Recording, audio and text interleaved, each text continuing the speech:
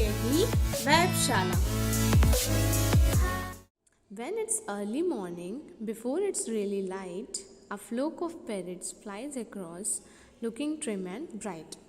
In the first paragraph, the poet is saying that जब बहुत early morning means सुबह सुबह का टाइम, जब सूरज बहुत ज़्यादा नहीं निकलता है, बहुत ज़्यादा उगता नहीं है, तो पेरेट्स का जो झुंड होता है, ग्रुप ऑफ पेरेट्स जो होता है, वो फ्लाई करते हुए जाते हैं और ऐसे लगते हैं कि वो बहुत नीट एंड क्लीन है और स्मार्टली वो जा रहे हैं, वहाँ से फ्लाई कर रहे हैं. They are flying across this.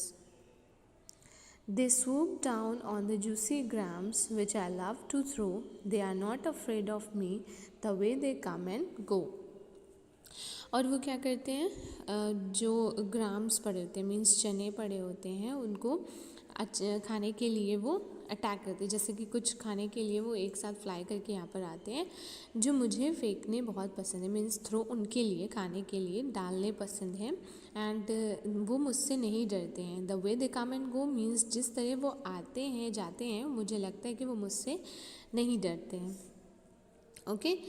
Next, soon my lawn is clean and clear of every little grain, and then the parrots leave the place to fly back once again. जैसे मेरा लॉन एकदम clean और clear रहता है कि मेरा जो every little grain मतलब कि वो एकदम क्लीन कर देते हैं, जल्द से जल्द उसको खाकर ख़त्म कर देते हैं, फिनिश कर देते हैं बिल्कुल.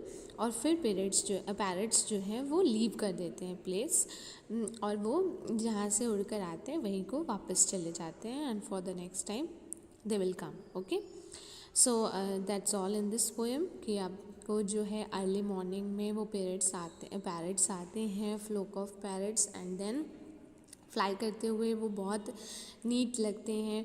फिर जो पोएट ने ग्राम्स नीचे डाले होते हैं चने उनके लिए खाने के लिए, वो उसको खाने आते हैं. वो पोएट से बिल्कुल नहीं डरते हैं, क्योंकि वो जिस तरह से आते जाते हैं उससे पोएट को लगता है कि वो नहीं डरते हैं. और फिर वो लॉन में जितने भी ग्राम्स होते हैं, उस क्रेन्स होते हैं, उसको फिनिश करके फिर वो वापस चले जाते हैं जहाँ से वो आए होते हैं. ओके.